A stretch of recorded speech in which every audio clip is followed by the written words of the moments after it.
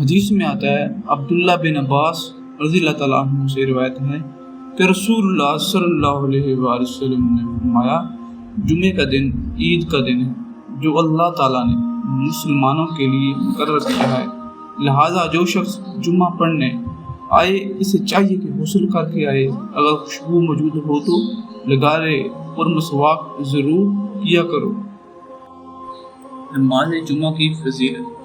رسول اللہ صلی اللہ علیہ وآلہ وسلم نے فرمایا ہے، جو شخص جمعہ کے دن غسل جنابت کر کے نماز پڑھنے جائے تو گویا اس نے ایک اونٹ کی قربانی دی، اگر اول وقت مسجد میں پہنچا اور اگر بعد میں گیا تو گویا ایک گائے کی قربانی دی، اور جو تیسرے نمبر پر گیا تو گویا اس نے ایک سینگ والے مینڈے کی قربانی دی،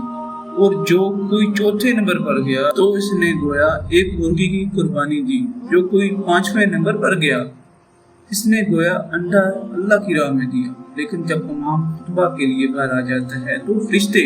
خطبہ سننے میں مشغول ہو جاتے ہیں۔ انسان دنیا کے پیچھے مگر دنیا کس کے پیچھے؟ روایت ہے سیدنا انس بن مالک رضی اللہ تعالیٰ عنہ سے، رسول اللہ صلی اللہ علیہ وآلہ وسلم نے فرمایا، جس کا مقصود زندگی آخرت ہو، اللہ تعالیٰ اس کے دل میں استغنا بے نیازی پیدا کر دیتا ہے اور اسے دل جمی عطا کرتا ہے، اور دنیا اس کے پاس ذلیل ہو کر آتی ہے۔ اور جس کا مقصود طلب دنیا ہو، اللہ تعالیٰ اس کی محتاجی اس کی دونوں آنکھوں کے سامنے رکھ دیتا ہے، اس کی خاطر جمع کر پریشان کر دیتا ہے، اور دنیا اس کے پاس اتنی ہی آتی ہے جو اس کے لیے مقدر ہے۔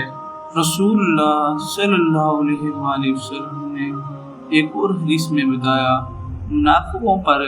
جو نمازیں سب سے زیادہ بھاری ہیں وہ عشاء کی نماز اور فجر کی نماز ہیں، اور اگر انہیں معلوم ہوتا کہ ان نمازوں میں کیا کچھ ہے تو وہ ضرور حاضر ہوتے، خواہ انہیں گھسیٹ کر آنا پڑتا۔ ابو ہریرہ رضی اللہ تعالیٰ عنہ سے روایت ہے کہ رسول اللہ صلی اللہ علیہ وآلہ وسلم نے فرمایا، جو مسلمان مرد نماز اور ذکر کے لیے مسجدوں میں پابندی سے حاضر ہوتا ہے، اللہ تعالیٰ اسے ایسا خوش ہوتا ہے جس طرح مسافر کے گھر والے اس کے گھر آنے پر خوش ہوتے ہیں۔ سبحان اللہ۔